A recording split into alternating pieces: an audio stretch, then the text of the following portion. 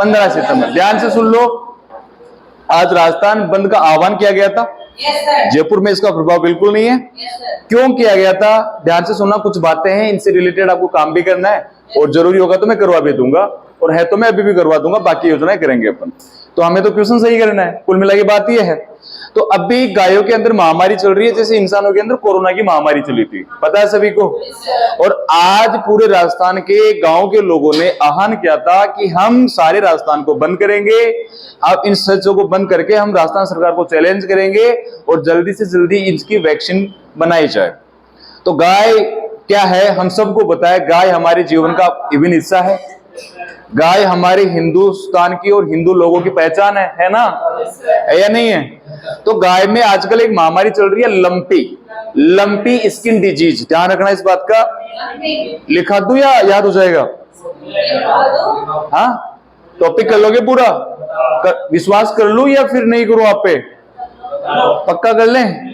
नहीं ऐसे को नालायक को भाई सर बता दिया, काम ही नहीं करना चाहते। तो ध्यान से सुन लेना क्या क्या काम करना है। लंपी स्किन डिजीज, क्या बोला मैंने? Lumpy skin disease. और ये कैप्री पॉक्स वायरस टाइप की डिजीज होती है। तो ध्यान से सुनना, 2-3 बातें बोल रहा हूं। इंसानों के अंदर जो भी बीमारियां बनती है, आपको साइंस वाले सर ने बताया होगा, 6 जुलाई के रिलेटेड मैंने लिखाया भी है। 6 जुलाई को बनाते हैं विश्व जूनोसिस डे। जूनोसिस बोलो मेरे साथ।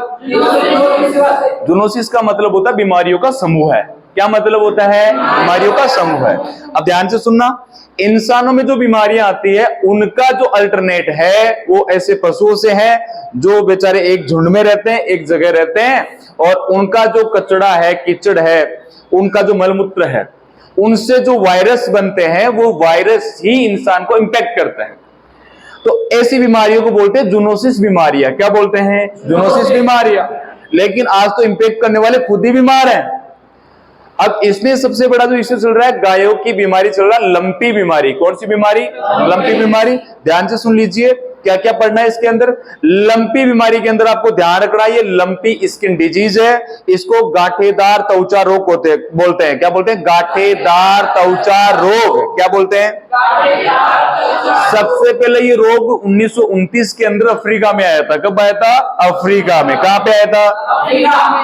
हो सकता है डेटा आपके काम के हो, ध्यान से सुन लेना। वीडियो बन रहा है क्या? हाँ तो सही है, सारा काम आ जाएगा आपके, सुन लेना इसे। कहां पे पाए गए थे पहले इसके मरीज? अफ्रीका की गायों में। कब? 1929 में। तो पहली बार नहीं आ रहा है राजस्थान के अंदर। और सबसे पहले भारत के अंदर लंपी रोग पाया गया था पश्चिमी बंगाल में। कहां पाया गया था? तो आपका पशुधन से क्वेश्चन बनेगा। देखो, पशुधन का वर्णन तो आपके संविधान में भी है, चैप्टर नंबर 4 में भी है, आर्टिकल 46 और 47 में भी है। आर्टिकल 46 और 47 के अंदर भी है। पशुपालन और कृषि दोनों को मिश्रित कृषि कहते हैं। क्या कहते हैं? मिश्रित कृषि। और सबसे ज्यादा हिंदुस्तान में गायों की जनसंख्या वो पश्चिमी बंगाल में है। कहां पे है? और राजस्थान का इसमें स्थान है 6वां। कौन सा स्थान है? 6वां। ध्यान से सुन लेना। राजस्थान में गायों का मतलब पूरे भारत में अगर राजस्थान की गायों को कलेक्ट किया जाए तो 6वां स्थान राजस्थान का है और पहला स्थान पश्चिमी बंगाल का है। एक इंपोर्टेंट क्वेश्चन तो ये हो गया। और राजस्थान में भी सबसे ज्यादा गाय मिलेगी आपको बीकानेर में। कहां मिलेगी? बीकानेर में। और सबसे कम गाय मिलेगी आपको धौलपुर में। कहां मिलेगी? धौलपुर में। और एक कमीशन बनाया गया था, और कमीशन कब बनाया गया था? ध्यान रखना, गौ सेवा आयोग। नाम क्या है? गौ सेवा आयोग। इसकी स्थापना की गई थी 23 मार्च 1995 को। कब की गई थी? 23 मार्च 1995 को गौ सेवा आयोग है। और गौ सेवा आयोग के तहत ही गायों को बचाने का, आवारा पशुओं के अंदर गायों को मतलब जो गौशालाएं बनाते हैं अपन लोग, और गौशालाओं के साथ साथ हम बजट में भी इनको मेंशन करने लग गए। और राजस्थान की सबसे बड़ी गौशाला जो बन रही है वो बीकानेर में बन रही है। क्यों बन रही है? क्योंकि सबसे ज्यादा गायें कहां पे है? बीकानेर में। आई बात समझ में? और सबसे कम गायें कहां पे है? जो हमारा जो मेन टारगेट है वो है लंपी स्किन डिजीज को समझना। लंपी स्किन डिजीज के लिए अभी जो वैक्सीन है वो बनी नहीं है, और इसके लिए गॉट पॉक्स और सिप पॉक्स, 2 चीजें बोली मैंने, गॉट पॉक्स और सिप पॉक्स। गॉट पॉक्स और सिप पॉक्स। गॉट का मतलब होता है बकरी और सिप का मतलब होता है भेड़। भेड़ बकरियों के अंदर ये पॉक्स का मतलब जानते हो ना? चेचक। अरे अपनी देसी भाषा में बोलते हैं इसको चेचक। क्या बोलते हैं? बोलते नहीं बोलते? तो ये स्किन प्रॉब्लम है। इससे क्या होंगे? छोटे छोटे दाने उभरेंगे गाय की त्वचा के ऊपर, है ना, और वो गांठ की तरह रूप ले लेंगे। इससे क्या होगा? गाय को तेज बुखार आएगा, गाय का वजन कम हो जाएगा, गाय चारा नहीं खाएगी, गाय का दूध कम हो जाएगा। समझ में आ गई बात? ये सारे इसके सिम्टम्स हैं। अब ये फैलता कैसे है? ये मच्छर होते हैं और मधुमक्खियां होती है चूसने वाले, कौन को चूसने वाले, समझ में आ गई बात? इनके जरिए होता है ये। और भारत में सबसे पहले लंपी रोग आया था पश्चिमी बंगाल में। कहां आया था? और अभी वर्तमान में ये बीमारी गुजरात और राजस्थान के क्षेत्र में ज्यादा देखने को मिल रही है और ज्यादा इंपैक्ट है यहाँ की गायें, और लगभग 70-80 हजार गायें मर चुके हैं। तो बड़ा गंभीर सोचने वाला विषय है और हम सब इंसान हैं। आप खुद सोचो कि जब हमारे पे आई तो देश को बंद करना पड़ गया था, देश को नहीं पूरी दुनिया को बंद करना पड़ गया था, हमारे चेहरे पे मास्क लग गया था, हम एक दूसरे को छूने से डर रहे थे ना? अरे नहीं डर रहे थे क्या? सोशल डिस्टेंसिंग जैसे पालन किया अपन ने, किया नहीं की? तो ये तो जानवर है, ये बोल भी नहीं सकते, पीड़ा बता भी नहीं सकते। इस पीड़ा को हमें समझना पड़ेगा। तो हम भगवान से भी यही प्रार्थना करते हैं कि जल्दी से जल्दी इनके लिए वैक्सीन बनाई जाए। और सरकार से भी हम यही कहेंगे, भाई जिस भी माध्यम से आज जो प्रोटेस्ट हो रहा है, इस मूवमेंट को क्या बोलते हैं? प्रोटेस्ट। क्या बोलते हैं? प्रोटेस्ट क्यों बोलते हैं? जैसे आप गांधी जी के बारे में पढ़ोगे, और गांधी जी ने ब्रिटिश सरकार को बनाने के लिए सत्याग्रह का आग्रह किया था। किसका आग्रह किया था? भाई कोई भी समझदार आदमी होगा वो तो निवेदन कर सकता है, प्रार्थना कर सकता है, अपने गुस्से को भीड़ के जरिए जाहिर कर सकता है। और इस बात को समझाने के लिए, यानी सरकार इस बात को समझे कि लोगों की पीड़ा क्या है, और अगर वो लोगों की पीड़ा है तो आप सोचो उसे मुक बुद्धिर जीव की पीड़ा क्या होगी, उस गाय की पीड़ा क्या होगी, जो मतलब उस जो लंपी स्किन डिजीज है और उससे उसके अंदर स्किन डिजीज, जानते हो ना, गांठें स्किन बन रही है। क्या बन रही है? गांठें। गांठ जानते हो? और गांठ बन रही है, उसमें कीड़े बन जाते हैं। क्या बन जाते हैं? कीड़े बनने का सबसे बड़ा रीजन है, इंसान के अंदर भी तभी कीड़े बनेंगे जब स्किन के अंदर गांठ बन जाएगी। क्या बन जाएगी? गांठ। क्योंकि उसका पर्टिकुलर शरीर से कनेक्शन हट जाएगा और वो एक अलग टाइप का मतलब एग्जिस्टेंस क्रिएट कर लेगी, और उसी के अंदर कई सारे जीव। देखो होता क्या है कि हमारे शरीर के अंदर ऐसे गांठ क्यों नहीं बनती, ऐसे कीड़े क्यों नहीं पड़ते? ऐसे कीड़े बनने का रीजन है कि हमारे शरीर के अंदर ऐसी प्रतिरोधक क्षमताएं हैं, बनने से पहले उनको खत्म कर देती है। समझ में आ गई बात? जैसे हमारे यहाँ पे मिट्टी जमी, हमने हटा दिया या किसी माध्यम से हटा दिया, तो यहाँ पे ये चीज एग्जिस्टेंस क्रिएट नहीं करेगी ना। तो गांठ क्या होती है कि शरीर का एक अलग भाग, एक आवरण बना लेती है जिसके अंदर कीड़े बन जाते हैं। क्या बन जाते हैं? कीड़े। और कीड़े बनने से आप सोचो उसकी पीड़ा कितनी होगी।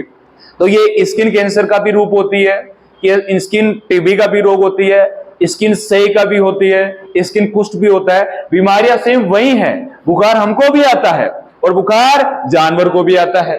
समझ गए ना मेरी बात? तो आपको लंपी स्किन डिजीज, आप इसको कर सकते हो, थोड़ा सा लिखना चाहो तो लिख लो, lumpy skin disease virus.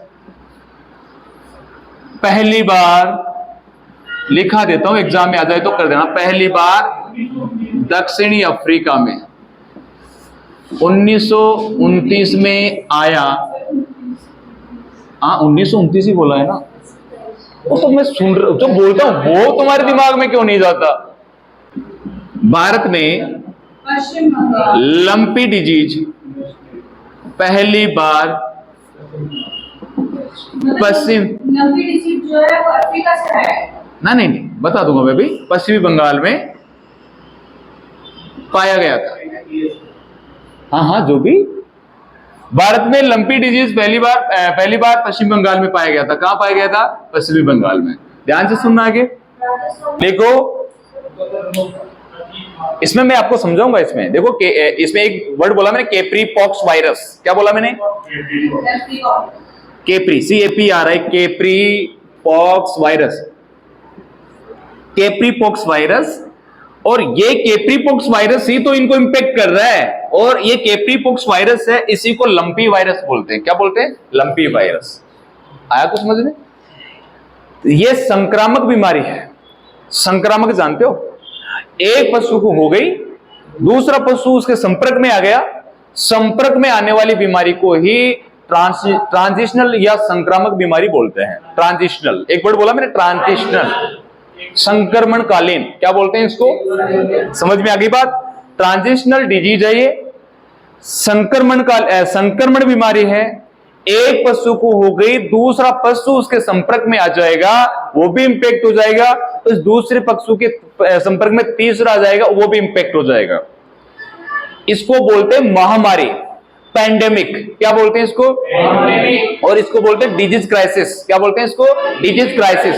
Repeat, disease crisis यानी बीमारियों का संकट। और इसे एक वर्ड में अगर आपको हो सकता है अंग्रेजी की वोकेबलरी में आपको पूछ ले तो इसको बोलते हैं पैंडेमिक। क्या बोलते हैं? पैंडेमिक। समझ में आ गई बात? अरे क्या बोलते हैं? पैंडेमिक। क्लियर? इसी को बोलते हैं महामारी।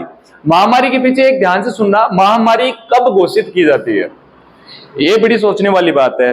जैसे महामारी आपको पहली बार तो आई नहीं, दुनिया में पहले भी महामारी आ रही थी, लोग निपट रहे थे, मर रहे थे, पहली बार नहीं आई। जैसे अभी महामारी आई थी हमारे 2019 और 20 के अंदर। कब आई थी? और ये महामारी थी कोविड-19 की, और हमने लगाया था लॉकडाउन। क्या लगाया था? लॉकडाउन की जो शुरुआत थी इंडिया में वो जनता कर्फ्यू से होती है। किससे होती है? कि हमने जनता का फैसला जनता पे छोड़ दिया और 24 घंटे तक का जनता कर्फ्यू लगा दिया। और जनता कर्फ्यू के बाद लगा कि हमें लोगों को आत्मविश्वास में लेते हुए अब तो लॉकडाउन घोषित कर देना चाहिए। क्या घोषित कर देना चाहिए? महामारी से समझोगे आप, जो इंसानों में हो रहा था वो अभी गायों में हो रहा है, काउज में हो रहा है। किन में हो रहा है? बस इतना है कि हम पीड़ा को बता सकते हैं, हम पीड़ा पे गुस्सा जाहिर कर सकते हैं, ये बेचारी क्या करें। तो इनके लिए अब देखो एक इंटरनेशनल कानून था एपिडेमिक डिजीज एक्ट 1897। ध्यान से सुना, मैं कई बार क्लास में बोला है मैंने, आपको साइंस वाले सर ने बताया भी होगा। एपिडेमिक डिजीज एक्ट 1897, इंग्लिश में बोला कंप्लीटली मैंने, एपिडेमिक डिजीज एक्ट। ध्यान से सुनना, एपिडेमिक डिजीज एक्ट 1897। किस बीमारी को महामारी घोषित किया जाता? ध्यान से सुनना, ऐसे नहीं अगर एक बीमारी से 10, 20, 50 लोग इंपैक्ट है तो वो महामारी नहीं है, वो महामारी नहीं है। लेकिन 70 से ज्यादा मौत हो चुकी है और 1-2 लाख से ज्यादा गाय इंपैक्ट है, मरने की कगार पे है। राजस्थान का ये स्टेटस है भी गायों को लेकर, समझ रहे हो ना? तो आप इस चर्चा को ध्यान से सुने। एपिडेमिक डिजीज एक्ट 1897 के अंदर 4 सेक्शन थे। कितने सेक्शन थे? 4 सेक्शन, 1, 2, 3, 4 ये सेक्शन है। और सेक्शन 2 सबसे बड़ा पावरफुल है। और सेक्शन 2 पूरी दुनिया के अंदर लॉकडाउन, LOCKDOW है। तो पूरी इंडिया के अंदर अगर आपको पर्टिकुलर एक जिले के अंदर या एक जिले के एक तहसील के अंदर आपको लॉकडाउन लगाना है तो आपको इंटरनेशनल कानून है, कानून का नाम बोला मैंने, एपिडेमिक डिजीज एक्ट 1897। कानून कौन सा है? 1897 में ये कानून बना था और इसमें 4 सेक्शन का डिटेल यानी नरेशन लिखा हुआ है। और इसमें सेक्शन 2 परमिशन करता है कि एक बीमारी है और उसका खतरा यह है कि उसे कोई दूसरा व्यक्ति इंपैक्ट हो जाएगा तो उसके साथ साथ उसके भी मरने के चांस बन जाएंगे। बनेंगे या नहीं बनेंगे? और चांस बनेंगे तो एक व्यक्ति की गलती के कारण दूसरा व्यक्ति नहीं मरना चाहिए। समझ रहे हो मैं क्या बोल रहा हूं? अरे जैसे मैं किसी बीमारी से ग्रसित हूं तो इसमें आप लोगों की क्या गलती है? वो मेरी गलती है ना। तो यहां से ये 1897 का कानून का जो सेक्शन 2 जो कानून है ये बोलता कि किसी भी बीमारी का या महामारी का कोई प्रकोप किसी विशेष क्षेत्र में दिखाई दे रहा है, उन लोगों की जान बचाने के लिए एक सरकारी आदेश जारी किया जाता है। और ये सरकारी आदेश वहां की सरकार का होगा या इंटरनेशनल सरकार का होगा? किसका होगा? समझ में आ गई ना बात? और इस सरकारी आदेश को यहां पे इंप्लीमेंट किया जाएगा। तो ध्यान रखना, पर्टिकुलर क्षेत्र में इंप्लीमेंट करने के लिए सेक्शन 2 को इंप्लीमेंट किया जाता है। किसको? अगर पूरे देश में लॉकडाउन लगाना है तो सेक्शन 2A को इंप्लीमेंट किया जाएगा। किसको किया जाएगा? बात थोड़ी उल्टी है लेकिन सच यही है। कैसे? क्योंकि एकदम से पूरे देश को बंद नहीं कर सकते। कर सकते हैं क्या? पर्टिकुलर एक क्षेत्र को बंद कर सकते हैं, ऐसे कि हम उस चीज को बंद करके दुनिया को डरा के दूसरी चीजों को मैनेज कर ले अपन आराम से। समझ गए मेरी बात? तो मान लो यहां पे लॉकडाउन लगा दिया तो कई बुद्धिजीवी लोग हैं, लॉकडाउन क्यों लगा दिया? स्वतंत्र से जीना मेरा अधिकार, आर्टिकल 19 का वायलेंस किया।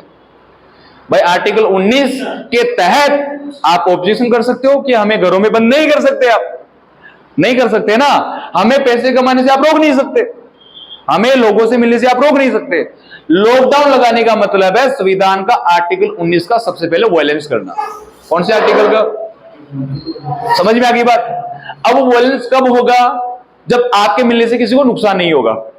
अगर आपके मिलने से नुकसान होगा तो वो वायलेंस नहीं है। जैसे आपातकाल लगता है ना, इमरजेंसी लगती है, सेम टू सेम यही एपिडेमिक डिजीज एक्ट 1897 आपको समझाता है। एग्जाम में आ भी रहा है, आएगा भी, तो थोड़ा ध्यान से सुन लीजिए, सुनने से क्वेश्चन अच्छा हो जाएगा। अब यहाँ पे सेक्शन 2 पूरे देश के अंदर लॉकडाउन लगा दिया और अगर जैसे मान लो हमारे वो धारा यानी आईपीसी 188 के तहत बने थे। किस आईपीसी के तहत बने थे? 188। ये भी एग्जाम में आ रहा है कि लॉकडाउन के अंदर आपने लॉकडाउन की शर्तों की अवहेलना की, शर्तों को तोड़ा, कंडीशन को तोड़ा, नियमों को तोड़ा, तो आपका जो केस बनेगा वो किस धारा के तहत बनेगा? धारा 188 के तहत। किसके तहत बनेगा? समझ में? कुछ भी करे, चाहे वो मास्क नहीं लगाए, चाहे वो लॉकडाउन में गाड़ी चलाए, वा चाहे घर से जाए, चाहे सिगरेट खरीदने जाए, चाहे जर्दा खरीदने जाए, तो इंपोर्टेंट है। और आपको ऐसे कानून ध्यान रखना है। जैसे एक कानून आपको और बताता हूं, ऐसे ही जिनेवा कन्वेंशन। अभिनंदन वर्धमान का स्टोरी पढ़ी थी, जो मिग 21 से पाकिस्तान में चले गए थे, पता है? उनके पीछे भी जिनेवा कन्वेंशन काम करता है। 4 सेक्शन है। जैसे कोई हमारी आर्मी का बंदा दुश्मन देश की आर्मी के अंदर वर्दी के अंदर लड़ता लड़ता प्रवेश कर सकता है, तो सामने से लड़ रहा तब तो वो लड़ लेगा, लेकिन गलती से वो उसकी सेना में चला गया तो मारने का अधिकार नहीं है उस दुश्मन सेना को। वर्दी के अंदर है, अगर वो ड्यूटी के अंदर अपने देश का कर्तव्य निभा रहा है। इसके पीछे काम करता है जिनेवा कन्वेंशन। क्या काम करता है? जैसे कोई हमारा आर्मी का बंदा है और लड़ते लड़ते बीमार हो गया, तो आप बीमार व्यक्ति को नहीं मार सकते। को समझ में आ रहा है? तो ऐसे ये चारों जिनेवा कन्वेंशन है। जिनको ज्यादा नॉलेज चाहिए तो फौजी साहब बैठे, इनसे भी पूछ लेना, जब टाइम मिलेगा मैं बता दूंगा। और अभिनंदन जो वर्धमान की स्टोरी है, सुना है नाम? अरे विंग कमांडर थे ना, थे या नहीं थे? गलती से कहां चले गए थे? पाकिस्तान। समझ में आती बात? कैसे? मीठी मीठी गलतियां होती नहीं है। बॉर्डर देख के आइयो, पता चल जाएगा तन्ने। इनको पूछना, इनको जंगल अच्छे लगते हैं, पूछ लो जाइए आज। फौजी साहब को जंगल में बैठा दो, मन लग जाएगा या मन नहीं लगेगा। रीजंस क्या है? ये पर्टिकुलर लाइफ का हिस्सा हो चुका है। अच्छे लगते हैं ना? एक बार रह के देखना बेटा। कभी आर्मी के बारे में पढ़ाऊंगा ना, तब ऐसी ऐसी बातें बताऊंगा, जंगल अच्छे नहीं लगेगा, आप रुकोगे ही नहीं। क्या हुआ? देखो सच ये है, हम फौजी के बारे में अगर मूवीज में देखते हैं ना, बड़ा अच्छा लगता है, लेकिन इनकी रियल लाइफ देखते हैं ना, ये बोलते हैं कि यार काहे की नौकरी है ये। तो इनके अंदर क्या होता है कि तो 9-10 महीने की ट्रेनिंग होती है ना, 2-10 महीने की ट्रेनिंग, तो इसमें देशभक्ति की भावना डाल दी जाती है। समझ रहे हो मेरी बात? अरे समझ रहे हो ना? तो वो देशभक्ति की भावना ही इनको आगे बढ़ाती है और वो ड्यूटी कर पाते हैं। अगर अपनी तरह आम आदमी को भेज देना वहां पे बंदूक लेके, तो हम उस बंदूक और सबको ले लो आगे, बेच बाच के आ जाए अपन। ये सच है भाई। ट्रेनिंग क्यों हिस्सा है इसका? ट्रेनिंग इसलिए हिस्सा है कि आपको घर से, परिवार से, रिश्तेदारों से, दोस्तों से सबसे अलग बनाया जाता है। अलग बनोगे तो नौकरी करोगे। तो आर्मी की नौकरी कोई ऐसी वैसी नौकरी नहीं है। कहीं भी भेज दिया, जम्मू कश्मीर भेज दिया, सियाचिन भेज दिया, एलओसी भेज दिया, एलएसी भेज दिया, लद्दाख भेज दिया, तवांग घाटी भेज दिया, चुंबी घाटी भेज दिया, इधर बंगाल की खाड़ी के पास, इधर नागालैंड भेज दिया आपको। नागा खा जाएंगे, आपको चबा देंगे। एक वहां पे अपसपा कानून लगता है। अपसपा नाम सुना है? अशपा।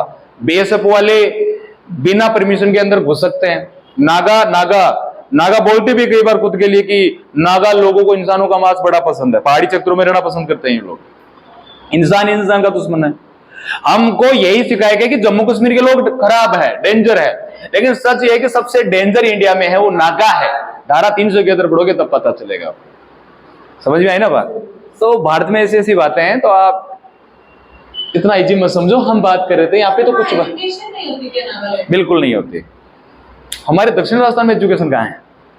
जहां पहाड़ी क्षेत्र होगा वहां पे आदिवासी रहेंगे, और पहाड़ी क्षेत्र में ना तो डेवलपमेंट होगा, ना एजुकेशन होगा, ना हेल्थ होगी, तो फिर क्राइम ही होगा।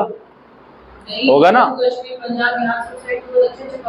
हाँ, तो जम्मू कश्मीर और पंजाब के अंदर जो क्राइम है, देखो पंजाब जा रहा नशे की आड़ में, पंजाब को कोई बर्बाद कर रहा है। जैसे आपने मूवी देखी होगी उड़ता पंजाब, देखी या नहीं देखी? सबसे ज्यादा ड्रग्स की मतलब स्मगलिंग होती है। स्मगलिंग को बोलते हैं तस्करी करना। क्या बोलते हैं?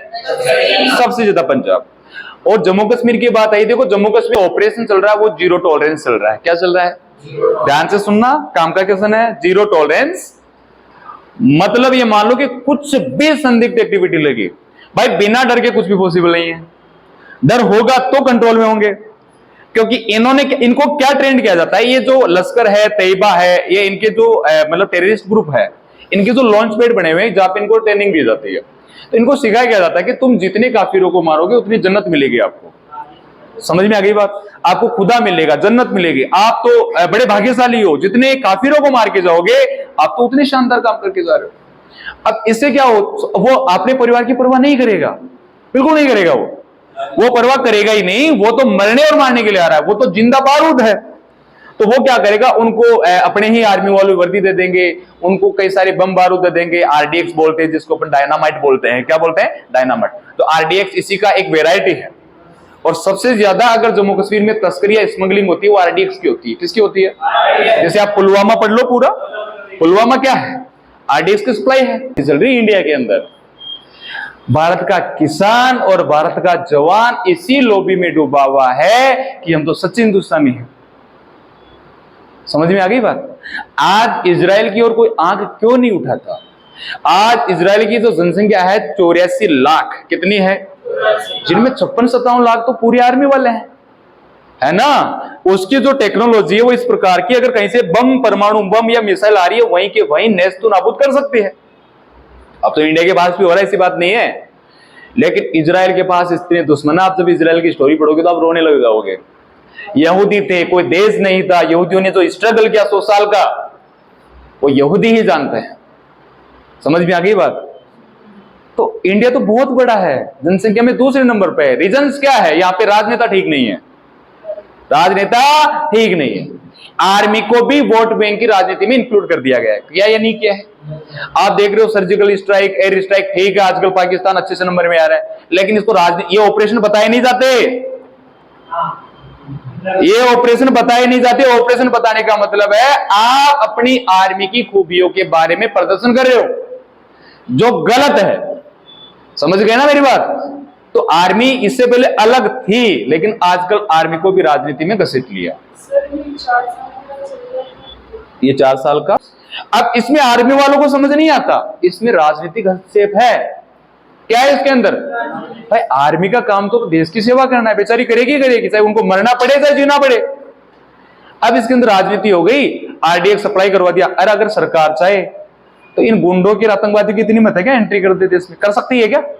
अरे कर सकती है क्या? जब यार इतनी प्रोफाइल ट्रेनिंग है, इतने हाई प्रोफाइल आपके पास वेपन्स है, हथियार हैं, आपके इतनी हाई प्रोफाइल पॉलिसीज है, बट क्या है ये? पॉलिटिकल है, पॉलिटिक्स है। क्या ये? पॉलिटिक्स। और एक डिप्लोमेसी होती है। क्या होती है? डिप्लोमेसी। नेता कैसे होते पता है? डिप्लोमेटिक। नेता कैसे होते हैं? ध्यान से सुना एक बार। नेता ऐसे होते हैं जैसे मेरे विकास कैप्री पॉक्स वायरस, इसमें कई सारी बातें मैंने पढ़ा दी है।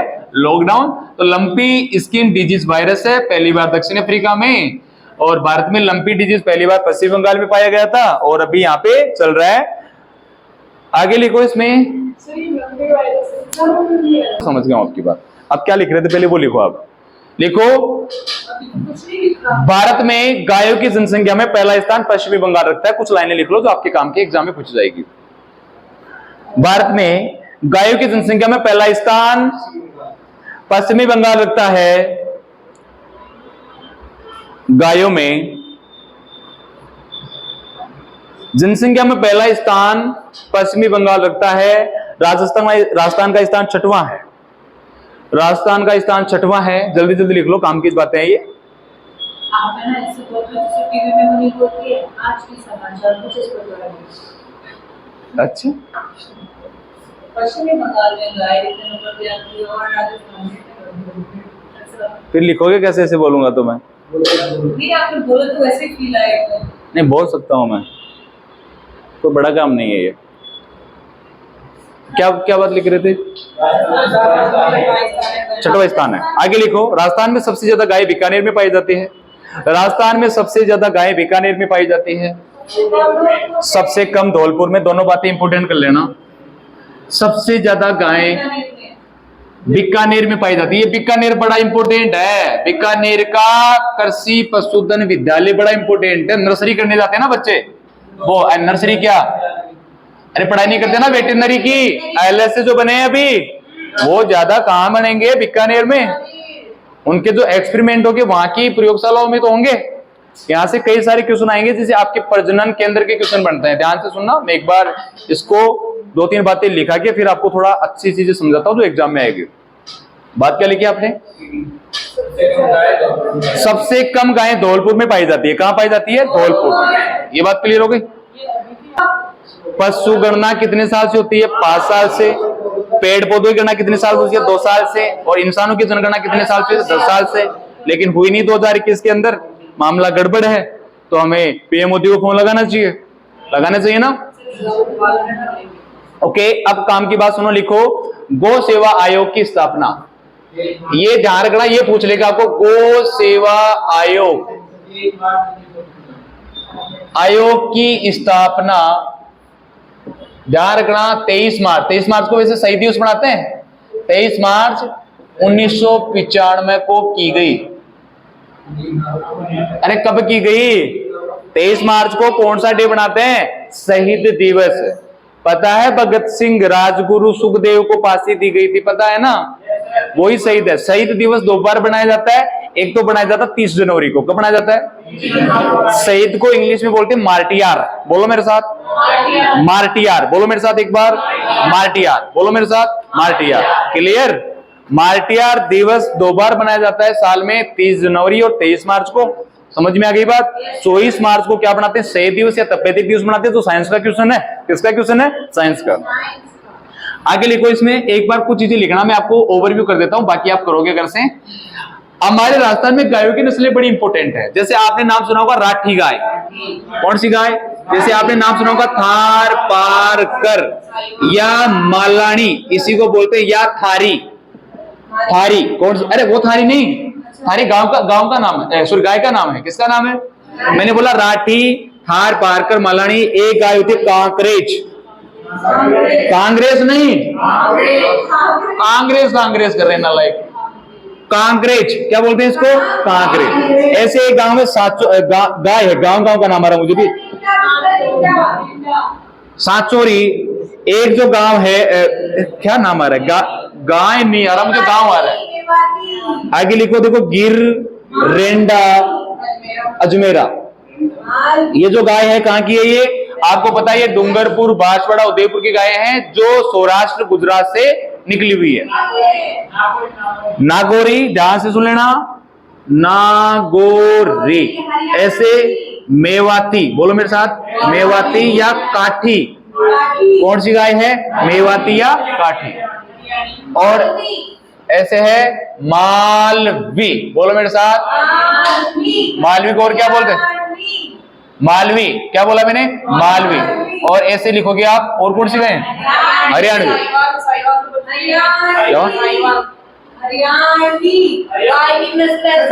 साहिवाल तो मिश्रित नस्ल है राठी की। नहीं, राठी की मिश्रित नस्ल है, प्रॉपर राजस्थान में नहीं पाई जाती। साहिवाल राठी की मिश्रित वो है, ऐसे नहीं है। सही खुद की चोरी करे ना, लाइक एक बार देख लो, इनको समझ लो। मैं इसलिए बता रहा हूं भाई, आपको लंपी रोग से गायों को जो चैप्टर है ये अपडेट कर लो। क्वेश्चन आएगा, क्वेश्चन कहीं से भी पूछ लेगा। ज्योग्राफी का टॉपिक है, एडिशनल ज्योग्राफी का टॉपिक है, ये प्रॉपर ज्योग्राफी का टॉपिक नहीं है। पूछो क्यों? ये टॉपिक आता है, कृषि का टॉपिक है। ये किसका टॉपिक है? कृषि का। पूछो क्यों? कृषि के साथ हमेशा पशुपालन करते हैं। क्या करते हैं? और कृषि के साथ पशुपालन कहलाता है मिश्रित कृषि। क्या कहलाता है? मिश्रित कृषि। समझ में आ गई बात? और ये कृषि का ही पर्टिकुलर पार्ट है जिसको एडिशनल ज्योग्राफी के अंदर हम पढ़ते हैं, और करंट अफेयर्स ज्योग्राफी में पढ़ते हैं इसको पढ़ने को। आई बात समझ में? ये टॉपिक आपको पढ़ना है। जब आपका एग्जाम हो उसके 4-5 दिन पहले मुझे बताओगे, सर मुझे गायों के बारे में पढ़ाना है, मुझे भैंसों के बारे में पढ़ाना है, मुझे ऊँटों के बारे में पढ़ाना है, मुझे घोड़ों के बारे में पढ़ाना है, और मुझे बकरियों के बारे में पढ़ाना है। ये सारा डेटा आपको उस समय एनालिसिस करना पड़ेगा। आपको ये देखना पड़ेगा कि 5 साल के अंदर जनगणना पीछे वाली चल रही है, आगे होने वाली है, हो चुकी है। वो डेटा आपके बाय फिंगर होना चाहिए, याद होना चाहिए। उस डेटा में से 2-4 क्वेश्चन आपको पूछ लेगा। वो इसलिए पूछ लेगा कि कृषि तो है और कृषि के साथ साथ पशुपालन भी है। तो कई विद्वान जो सिलेक्शन लेना चाहते हैं वो इस टॉपिक को अच्छे से लिखना, करना, पढ़ना, बताना। ठीक है? यहाँ पे एक बार मैं इनको ओवरव्यू कर देता हूं। देखो राठी आपको मैंने ये बता भी चुका हूं। आपको मैंने भौतिक प्रदेश के अंदर प्राचीन नाम पढ़ाए थे, याद है? राठी और राठी। तो राठी, इसको राजस्थान की कामधेनु कहते हैं। क्या बोलते हैं? क्वेश्चन यही पूछेगा, गायों में राजस्थान की कामधेनु किसे कहते हैं? मैं क्या बोल रहा हूं, ध्यान से सुनना। जिससे पूछू वही बोलेगा। राजस्थान में गायों की कामधेनु राठी गाय को कहते हैं। किसे कहते हैं? राजस्थान की कामधेनु। बोलो मेरे साथ। अब क्वेश्चन में बदल रहा हूं, कईयों को आ भी रहा होगा और कईयों को नहीं आएगा। राजस्थान की किस नदी को राजस्थान की कामधेनु कहते हैं? एक को आता है, दो को आता है। मैं क्वेश्चन पूछ रहा हूं बहुत अच्छा, ये कई बार मजाक होता है आपके साथ, पूछा भी गया है। मैं ध्यान से पूछ रहा हूं, इस क्वेश्चन को ध्यान से बताना है। नक्कल मार ली तूने। नहीं, मैंने बताया, उसने आंसर नहीं बताया। मैंने कहा राठी थी, मैंने कहा चंबल। तो हाँ, क्यों आपने चंबल? अब चंबल क्यों, ये बताओ आप। तुक्का तुक्का अकड़ पकड़ में बोल खेलती है तू, हाँ? या चंगा खेलती है? गड़बड़ है कुछ, तुक्का मारा है। तुक्का से सही नहीं होता, कहीं फूंक मारी है किसी ने झाड़ा दिया है। हाँ, राजस्थान की किस नदी को राजस्थान की कामधेनु नदी कहते हैं? चंबल। चंबल का तेल भी प्रसिद्ध है, चंबल के जंगल भी प्रसिद्ध है, और चंबल नदी भी प्रसिद्ध है। और चंबल नदी के पीछे ये सारी कहानियां चलेगी। और चंबल नदी ये वही नदी है जहां पे आप श्रवण कुमार की कथा सुनी होगी आपने, जिसने माता पिता की बहुत अच्छी सेवा की थी। और श्रवण कुमार जैसा बेटा आज तक हुआ नहीं है जो अपने माँ बाप को तीर्थ यात्रा कराए, माँ बाप का विशेष ख्याल रखे। आजकल तो शादी होते कौन माँ बाप सब छुट्टी कर देते, नालायक न्यारे हो जाते जल्दी से। तो डिवाइन पॉलिसी चल रही है फैमिली के अंदर। हाँ, श्रवण कुमार की बात बता रहा था।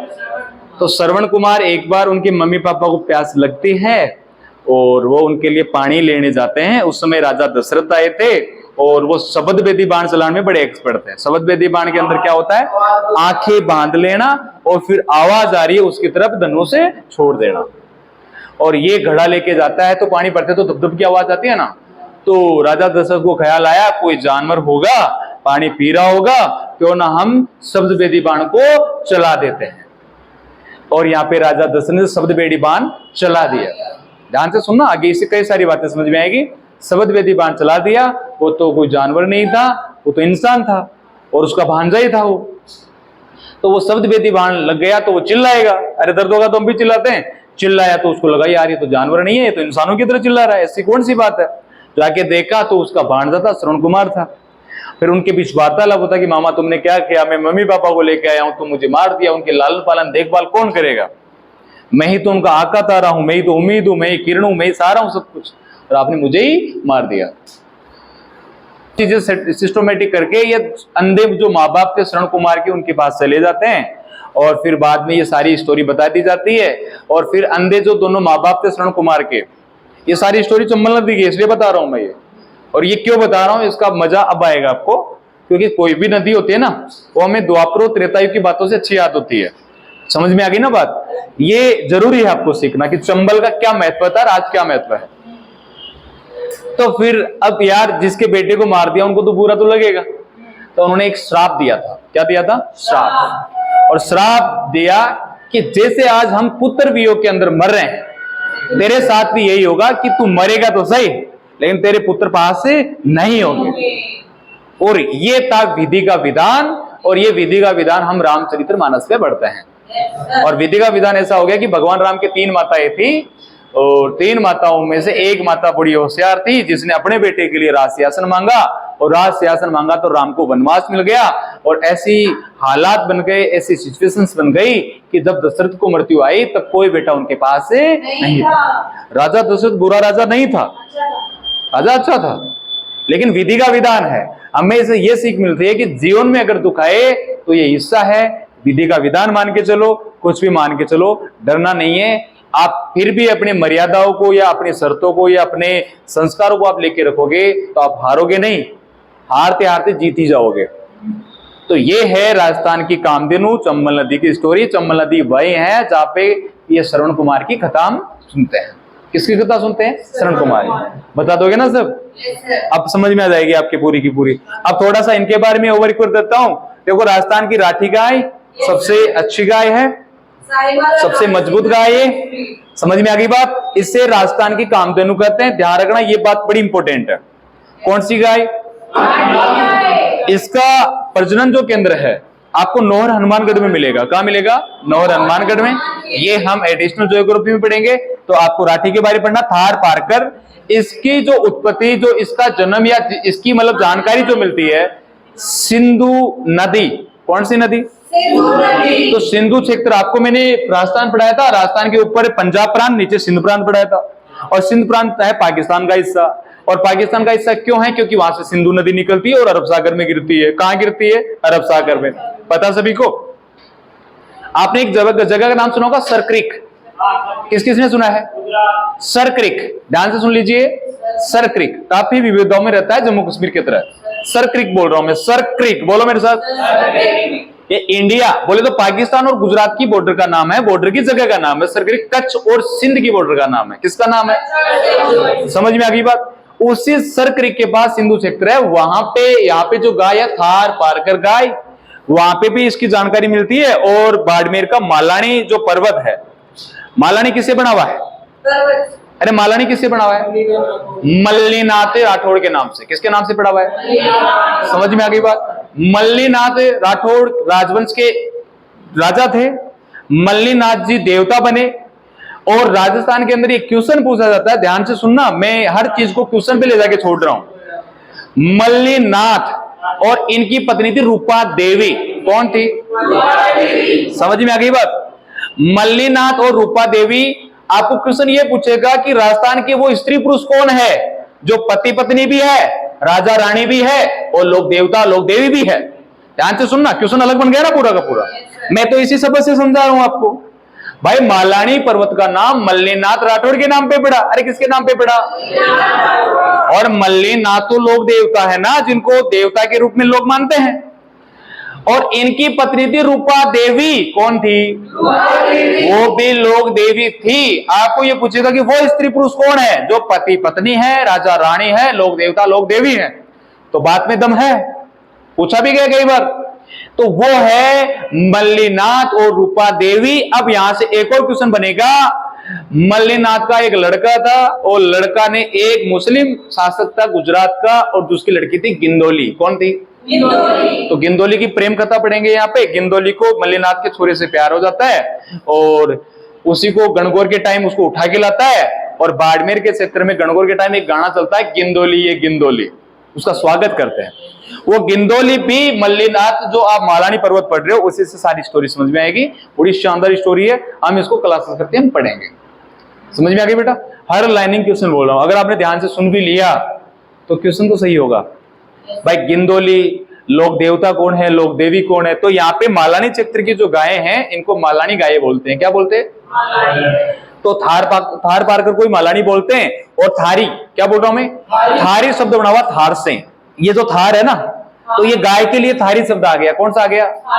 और अपन बोलते हैं, तुम्हारी को बोलते हैं थारी। थारी बुक मंदे, हमारे बड़ा धर्माची बोलता है हिंदी, सुनते हो ना कभी? हाँ, थारी। तो ये थारी वो थारी नहीं है, ये थारी गाय वाला थारी है। आप अगर ध्यान से सुन भी रहे हो तो मुझे लग रहा है ये गाय समझ में आ रही होगी आपके। जिन्होंने पढ़ रखा उनको तो प्लस पॉइंट है, जिन्होंने नहीं पढ़ रखा उनके अच्छे से सीख रहे हो बेटा। आगे देखो, कांकरेज। क्या बोल रहा हूं मैं? कांकरेज कहां पाई जाती है? राजस्थान में। ये भी बाड़मेर में पाई जाती है। कहां पाई जाती है? बाड़मेर। क्लियर? जैसे मैंने बोला यहाँ पे सांचोरी, सांचोरी जालोर के अंदर पाई जाएगी। कहां पाई जाएगी? जालोर। सबसे कम दूध देती है, ज्यादा कुछ है नहीं। सांचोरी के अंदर इनका प्रजनन के अंदर है। सिरोही के अंदर भी पाई जाएगी। सांचोरी गायें ज्यादा पाई जाएगी जालोर के अंदर। जालोर जो नाम पड़ा था वो जाबाली पेड़ों के कारण पड़ा था, जाबाली ऋषि के कारण पड़ा था। जाबाली मतलब पेड़ों की श्रृंखला। समझ में आ गई बात? इसी के कारण जालोर का नाम जाबालीपुर था पहले, और अब जालोर है। क्या है? समझ में आ गई बात? आगे देखो, गिर, रेंडा, अजमेरा। ये एग्जाम में पूछा गया है, ये भी पूछा गया है, ये भी पूछा गया है, ये भी पूछा गया है, ये भी पूछा गया है। नागौरी भी पूछा गया है। सारे हैं तभी तो बात कर रहा हूं ना, और अभी भी पूछेगा। वन रक्षक में तो जरूर पूछेगा ये बात है। ध्यान सुनना, तभी तो मैं डिस्कस कर रहा हूँ। भाई योजनाएं तो करवानी है, लेकिन गायों की आज भाई चलो प्रोटेस्ट है तो भाई चलो बात ही कर लेते हैं अपन। तो आपको ये नहीं लगे कि सर ने पढ़ाया नहीं था या हमने बात नहीं की थी। आगे देखो यहाँ पे गिर, गिर बोले तो गिर कहाँ का डांस है? देखो ध्यान से सुनो, गिर गुजरात का डांस है। कल ही मैंने अरावली के अंदर पढ़ा था गिरनार की पहाड़ियां। कौन सी पहाड़ियां? गिर तो जगह है, गुजरात की एक जगह सौराष्ट्र जगह है। कौन सी जगह? एक शब्द बोला है मैंने, सौराष्ट्र। ये इंडियन हिस्ट्री वाले ध्यान से सुनेंगे, सौराष्ट्र। इंडियन ज्योग्राफी वाले ध्यान से सुनेंगे, हिस्ट्री वाले सब बच्चे जिनका नेशनल एग्जाम देंगे। सौराष्ट्र का मतलब पहले हुआ करता था गुजरात प्लस महाराष्ट्र। तो गुजरात तो 1960 में अलग हो गया था भाई। गुजरात अलग कब हुआ था? 1960 में। किससे अलग हुआ था? सौराष्ट्र से। तो महाराष्ट्र और सौराष्ट्र, महाराष्ट्र और सौराष्ट्र यानी गुजरात और महाराष्ट्र को पहले जानते थे मुंबई के नाम से। ये पूरा का पूरा क्षेत्र यानी गुजरात से लेके महाराष्ट्र का क्षेत्र मुंबई कहलाता था। क्या कहलाता था? मुंबई। क्या बोल रहा हूँ? तो मुंबई नहीं बोलते थे, इसको पहले बोलते बम्बई। मुंबई तो बाद में हुआ। बम्बई। क्या बोल रहा हूं मैं? बम्बई के पीछे एक द्वीप का नाम है, लैंड की हिस्ट्री है, जिसको अभी डिस्कस नहीं करेंगे, ज्योग्राफी में करेंगे क्योंकि लंबा टॉपिक हो जाएगा। अंग्रेजों ने रखा था, द्वीप के नाम से रखा था। एक द्वीप पे आके बसते हैं, लंबी स्टोरी है, नहीं जाना है आपको, अभी समझना है। मैं गिर समझा रहा हूं, आप ऐसे तो समझोगे तो फिर पीएचडी करवा दूंगा आपको यहीं पे। मेरी बात तो सुनो ध्यान से। सौराष्ट्र बोलते हैं बेटा गुजरात और महाराष्ट्र को। किसको बोलते हैं? दोनों को कुल मिला के क्या बोलते हैं? सौराष्ट्र। और गुजरात के अंदर अभी ये सौराष्ट्र स्थान के नाम से है। किसके नाम से है? और इसी सौराष्ट्र के अंदर एक गिर अभ्यारण्य है। कौन सा अभ्यारण्य है? ये वन रक्षक का जो एग्जाम देंगे ना, वो बच्चे ध्यान से सुन लीजिए। अभ्यारण्य बोला है मैंने। क्या बोला है? अभ्यारण्य जंगल ही होता है। किसका हिस्सा है? सौराष्ट्र का। सौराष्ट्र कहां पे है? गुजरात में। पहले कहां किन किन को बोलते थे? गुजरात और महाराष्ट्र को। अरे किन्हें बोलते थे? क्लियर, समझ में आ गई बात? अब इसी सौराष्ट्र के अंदर है गिर अभ्यारण्य, और इसी गिर अभ्यारण्य से गिर गाय की उत्पत्ति हुई थी। किसकी उत्पत्ति हुई थी? और इसी गाय को बोलते हैं रेंडा गाय। मतलब रेंडा क्यों बोलते हैं? इस गिर से जो बछड़ा होता है ना, बछड़ा, वो बच्चा आवाज ज्यादा करता है, रेंगता ज्यादा है, इसलिए इस गाय का नाम पड़ गया रेंडा गाय। क्या नाम पड़ गया? रेंडा गाय। समझ में आ गई बात? नहीं, ये सेम गिर का, जितना गिर का मतलब उतना रेंडा का मतलब है, जितना रेंडा का मतलब उतना अजमेरा का मतलब है। अरे मेरी बात सुनो यार, आप सुनते बहुत कम हो।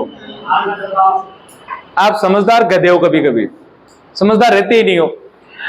आपका 5 भाइयों का परिवार है, आप गिर में रहते थे। एक परिवार डूंगरपुर में बस गया, एक परिवार बांसवाड़ा में बस गया, एक परिवार उदयपुर में बस गया, एक परिवार अजमेर में आ गया। समझ में आ रही है कुछ बात? अरे अलग अलग बसने से आपका वंश अलग थोड़ी हो जाएगा? नहीं होगा ना। आप रट्टा मारते हो, रट्टा ही मरवाना होता तो मैं बोलता था करके लाओ, आप रट्टा मार के आते। मैं रटने वाली बातें कहां बता रहा हूं, मैं तो सारा इनका पीछे की स्टोरीज बता रहा हूं आपको कि ये चीजें ऐसी घटी, ये नाम ऐसे पड़ा, वो पड़ा। सच पढ़ाई तो यही है कि आपको सारा खोल खोल के बता रहा हूं कि बेटा ये है, ये ऐसे था, ये अब है, ये पहले था। इससे ज्यादा कौन बताएगा आपको? फिर भी आप अपनी वाली गणित लगाते, सर ये गाय का नाम है या बछड़े का नाम है? अरे ये सारे सेम नाम है। जितना मतलब मैंने बोला है, इस नाम से नाम पड़ा है, मैंने ये बोला है। आप मेरी वाली बात को ध्यान से सुना करो। आप गिर का जितना महत्व है गिर गाय के लिए, उतना ही महत्व है रेंडा के लिए। समझ में आ गई बात? लगभग। अरे जैसे आपको कोचिंग के नाम ईशान दर घर पे इसको काया बोलते हैं। क्या बोलते हैं? मतलब तो एक ही है ना, है? वो हमको नहीं पता तो अलग बात है, बात वही है। तो इसको गुजरात में गिर बोलते हैं। इसी को डूंगरपुर बांसवाड़ा में जो भील और डामोर जाति के जो लोग हैं, इसको रेंडा बोलते हैं। क्या बोलते हैं? तो वो ऐसे नहीं बोलेंगे मारी गाय देखी कि बोला कौन सी, बोले मारी रेंडा गाय। कौन सी गाय? रेंडा गाय। तो रेंडा गाय बोलते हैं इसको डूंगरपुर बांसवाड़ा उदयपुर में। कहा बोलते हैं? वो 5 भाई वाली स्टोरी बताई थी ना मैंने। अब एक परिवार कहां बसता है? अजमेर में। और अजमेर में एक जगह है रामसर। कौन सी जगह है? अरे कौन सी जगह? तो रामसर और अजमेरा के अंदर जो गायें पाई जाती है, उनका नाम अजमेर से क्या पड़ गया? अजमेरा। अभी हम कहां रह रहे हैं? जयपुर में। तो हमें कोई कहेगा कहां के हो? जयपुर वाले हो, तो नाम हो गया ना। आइडेंटिटी मिली या नहीं मिली? परिचय हो गया। ऐसे ही तो करेंगे ना परिचय। नहीं आपका वो डीएनए निकाल के चेक करेगा, नहीं तू राजस्थानी नहीं है, थोड़ा सा नागौरी है, तू थोड़ा सा शेखावटी भी है, तू थोड़ी मथुरा की भी है, ऐसा थोड़ी चेक करेंगे वो। परिचय तो क्षेत्र से ही होगा ना। समझ गए मेरी बात? आगे देखो, नागौरी, नागौरी का एक गांव है सियालक। सियालक प्रदेश, मेरे साथ बोलना, सियालक प्रदेश नाम सुना होगा। और सियालक प्रदेश से नागौरी बेल होता है, बेल, उसी से नागौरी गाय की नस्ल निकली हुई है। और नागौली और बड़े होते खतरनाक, बड़े खतरनाक होते हैं। क्वेश्चन कैसे बनेगा, अब ध्यान से सुनो। राजस्थान का सबसे बड़ा पशु मेला आय की दृष्टि से कहाँ लगता है और किस देवता का लगता है? एक दो को आ रहा है, बाकी सुन लिया करो। मैंने क्वेश्चन बोला वो ध्यान से सुनो। राजस्थान में सबसे बड़ा पशु मेला आय की दृष्टि से, इनकम सोर्स, मैं क्या बोल रहा हूं, आय की दृष्टि से कहाँ लगता है? परबतसर नागौर तेजाजी का मेला। किसका मेला? अरे किसका मेला? तेजाजी के क्यों लगता है? मल्लीनाथ के क्यों नहीं लगता? ध्यान से सुन लो इस बात को। पहले जो सतपुरुष, जो महापुरुष बने हैं, इनके पीछे तो त्याग है, बलिदान है, इनका जो जीवन का जो सेक्रिफाइस है वो क्या है? गायों के लिए बलिदान। और गाय सनातन धर्म का सबसे अहम हिस्सा है। और तेजाजी की शादी बचपन में हो गई थी, 2000 के लड़के थे। और एक बार क्या हुआ, इनकी भाभी इनके लिए खाना लेके जा रही थी, लंबी स्टोरी है, देवताओं में पढ़ेंगे अपन। तो कुछ आर्ग्यूमेंट होता है, पता चलता है मेरी शादी हुई है, तो ये शादी का पता करके ससुराल चले जाते हैं। ससुराल गए तो इनकी सासू ने इनकी बेइज्जती कर दी, बेइज्जती करती तो रूस के चले गए। रूसना राजस्थान के डीएनए में है, रूस के चले गए। और फिर होता क्या है कि जैसे मान लो किसी गांव का कोई जोवाई है, हमारे राजस्थान की परंपरा है, अगर राजस्थान के किसी गांव का जोवाई है और अगर किसी घर से रूस के जा रहा है, पड़ोसी ने देख ला तो उस गांव का अपमान है वो, कि भाई ठीक है ससुराल वालों ने मना कर दिया तो पड़ोसी उसको मना ले, समझ गए ना। और जोवाई रूस के जाता है ना, ये मान के चलना उस गांव की दुर्दशा या बुरी दशा आना शुरू हो गई है। इसलिए तो जोवाई के भाव बढ़ते हैं। आप देखा करो कई बार आजकल ये बादली भी ऐसे चल रहे हैं, फूफा जी बन के, समझ रहे हो मेरी बात? बरस कहीं नहीं रहे, घूम रहे हैं ऐसे धड़ाम धड़ाम। और शादी होती है ना किसी की, दो इंसानों के भाव बड़े तरीके से बढ़ते हैं। एक तो फूफा जी, ऐसे मुंह से पता चल जाएगा। एक ये जोवाई जी, बड़ा एटीट्यूड रहता है इनके अंदर, यही है मतलब इन्हीं की शादी हो रही दोबारा ऐसे। आप जीजा जी थोड़ी हो किसी के, नहीं हो ना, तो आपको नहीं पता।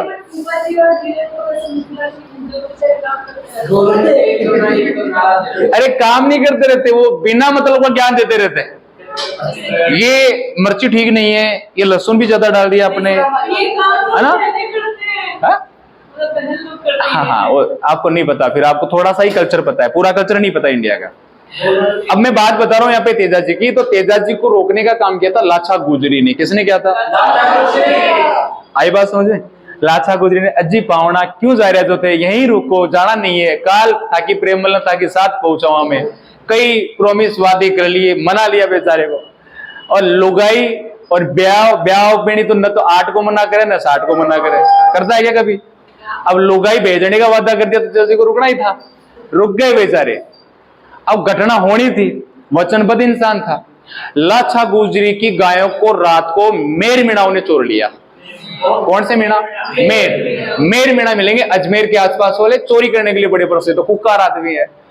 सोच लिया ना कि चोरी करनी है, मैसेज करके फिर चोरी करेंगे नालायक। बोला तेरे घर आऊंगा, तेरी 2 गाय है, 2 भैंस है, हो सकता तेरी लुगाई को भी लेके आ जाऊंगा। इस प्रकार की प्लानिंग करते हैं मेर मीणा। ध्यान रखना ये बात, मेर मीणा। कौन से मीणा? चोर लेगा। कौन ले गए? चोर। अब ये उस समय हीरो बनने के लिए, अब होता है अपन कहीं ससुराल गए हुए और फिर अपन काम बता तो नहीं करे तो फिर अपनी बेइज्जती, तो ये हीरो की तरह एंट्री होती है इनकी। तो मारा पीटा, वापस लेके आए। सर्प वाली स्टोरी होती है सिंदरिया गांव की। कौन सी? सिंदरिया गांव। तो ये सारा जो सिस्टम चलता है। तो मैं ये क्वेश्चन समझा रहा चाहता कि सबसे बड़ा राजस्थान में इनकम की आय से परबसर का मेला लगता है। कौन सा मेला लगता है? ये लोग देवी देवताओं में पढ़ेंगे अपन तेजाजी के अंदर, यहां पे भी आपको पढ़ना है। सबसे ज्यादा आयात निर्यात, सबसे ज्यादा क्रय विक्रय पशुओं का होता है वो परबसर के मेले में होता है, फिर बाड़मेर के मेलों में होता है। कहाँ होता है? सबसे ज्यादा मेले लगते हैं राजस्थान के झालावाड़ में। कहाँ लगते हैं? झालावाड़। समझ में आ गई बात? तो कई सारे मेले पढ़ेंगे। आपके एग्जाम में आएगा गोगा जी का मेला, ध्यान से सुन लेना कान खोल के। गोगा जी का मेला करंट जीके में पढ़ाना भी है, ये पढ़ाया नहीं है मैंने, और आज ही लिख लेना गोगा जी से क्वेश्चन आएगा। मैं फिर बोल रहा हूं, मैं फिर बोल रहा हूं। अभी सावन में लगा था, शकुंतला रावत गई थी, जो खुद गुजर है, उसी ने ये जाके मेला आयोजित करा के आई थी। ये गोगा जी जिनको जहार पीर बोलते हैं, जिनका पंगा महमूद गजनवी से था। किससे था? तो ये भी स्टोरी हम पढ़ेंगे। क्वेश्चन बोला है मैंने गोगा जी, जब भी आप पढ़ो कि क्या पढ़े तो गोगा जी पढ़ना है। आगे देखो यहाँ पे, तो ये इस प्रकार नागौर प्रसिद्ध है। सबसे बड़े और पशुओं के मेले नागौर और बाड़मेर में लगते हैं। कहां लगते हैं? Sir 2 minute. मेवाती और काठी, देखो ये मेवाती और काठी, मेवात क्षेत्र भरतपुर, धौलपुर और जयपुर, ध्यान से सुनना। भरतपुर, क्वेश्चन बोल रहा हूं, एग्जैक्ट ऐसा का ऐसा आ सकता है, संभावना है इसकी। भरतपुर, धौलपुर और जयपुर, रिपीट। हाँ, जयपुर का बस्सी का नाम सुना हो, नागा बस्सी, तुंगा बस्सी सुना है? किस? तुंगा बस्सी, बोलो मेरे साथ। तुंगा का युद्ध पढ़ाऊंगा आपको जयपुर कछावा राजवंश के अंदर। तुंगा का युद्ध, कौन सा युद्ध? तुंगा का युद्ध, राजमहल का युद्ध, ये कई सारे युद्ध पढ़ाऊंगा आपको। समझ में आ गई बात? ईश्वरी सिंह पढ़ाऊंगा ना, ईश्वरी सिंह कछावा, ईश्वर ललाट जो बना हुआ है, ईश्वर ललाट बनाएगा, उससे त्रिपोलिया बाजार वाला सारा मैटर पढ़ाऊंगा, तब आपको पढ़ाऊंगा मैं तुंगा का युद्ध। कौन सा युद्ध? उसके आसपास पढ़ेंगे अपन। तुंगा, तुंगा, तुम्बा नहीं, तुंगा। एक बार और बोलो। तो आप तुम्बा तुम्बा क्यों कर रहे हो? तुंगा है। तो यहाँ पे एक शब्द बोला मैंने, बस्सी, ये ध्यान रखना। हाँ, यहाँ पे पशु यानी गाय सीमन केंद्र की स्थापना की गई है। किसकी स्थापना की गई है? गाय सीमन केंद्र। ये साइंस वाले बताएंगे, ये मैं पढ़ाऊंगा पूरा का पूरा। ये बस्सी इंपोर्टेंट है। और आगे आप ध्यान रखो कि मालवी, मालवी बोले तो झालावाड़, कोटा, बूंदी, बारा, ये सारा जो चित्र आता है, मालवा का पठार एमपी में, और एमपी से जो गाय आती है वही राजस्थान में मालवी कहलाती है। क्या कहलाती है? तो झालावाड़ आ जाएगा, प्रतापगढ़ आ जाएगा, कोटा आ जाएगा, आपका झालावाड़, बारा, बूंदी, इन क्षेत्रों में जो गायें पाई जाएगी वो मालवी गायें पाई जाएगी। कौन सी गायें? हरियाणवी। जहां शेखावटी क्षेत्र है, कौन सा क्षेत्र है? शेखावटी। पूरे शेखावटी के अंदर आपको हरियाणी गांव आई जाएगी, गाय इनमें से आएगी। जब हम पढ़ेंगे लाइन टू लाइन क्वेश्चन कर लेंगे, सारा पढ़ लेंगे, कुछ नहीं रहने वाला है।